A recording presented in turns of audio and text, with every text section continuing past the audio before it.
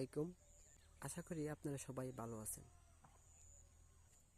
আজকে আমরা একটি লেবু বাগান নিয়ে এসেছি পরিদর্শন করতে।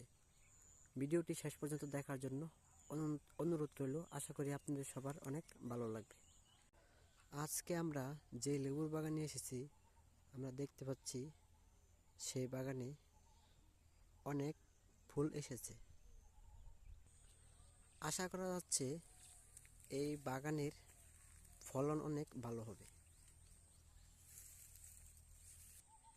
কিন্তু এখন জানার বিষয় হচ্ছে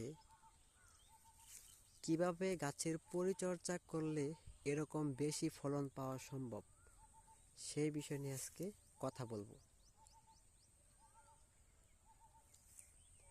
একটি গাছে তার প্রয়োজনীয় খাবারসমূহ প্রদান করা হলে সাধারণতভাবে তার ফলন বৃদ্ধি পায়।